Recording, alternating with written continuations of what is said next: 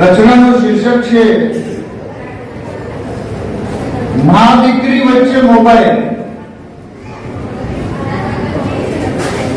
દીકરીને પળવાર એકલું ન લાગે માટે મોબાઈલ દેવતાનો ભરપૂર ઉપયોગ થાય છે. આજે મા દીકરી વચ્ચે કલાકો ગપસપ થાય છે. રોજે રોજ સવારથી સાંજ સુધીનું નેટવર્ક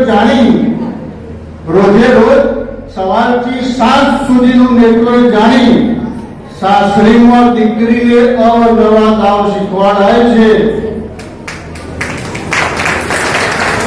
શું કરે છે? ઘરકામ કરે છે. તારે ક્યાં કરવાનું છે આ બધું? કાલે સિરિયલ જોઈ તો એ ખબર ના પડી? કરશે ગણાય. તારે શું?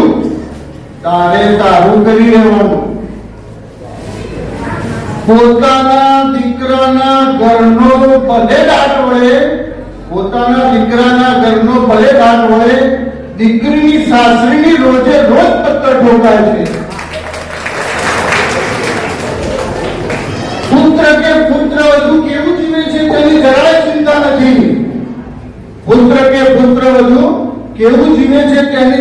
ચિંતા નથી. પણ દીકરીના ઘરમાં કયું શાક બનશે તેની સંપૂર્ણ વોચ રખાય છે. પોતાનું જીવન ધૂળ અને ઢેફામાં ગયું તો ચોથું ધોરણ કે 10મું પાસ માં વડે ગ્રેજ્યુએટ દીકરીને કેમ જીવવું તે શીખવાડાય છે. પાછું ભાઈઓને ક્યારે છોડવામાં નહીં આવશે.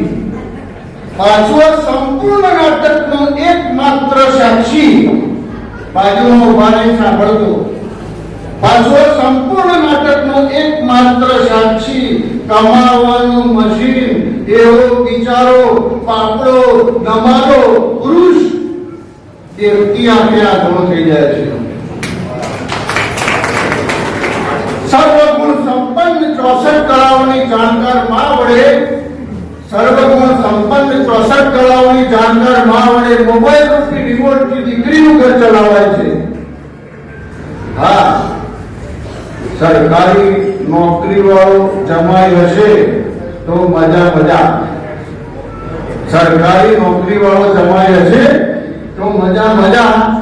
એટીએમ સાથે જમાઈ કેમ વશમાં થાય તેની સંપૂર્ણ ટેકનિક અપાય છે. મારે બેનો તાળી પાડશી તો હું સમજી મારી વાત સાચી છે.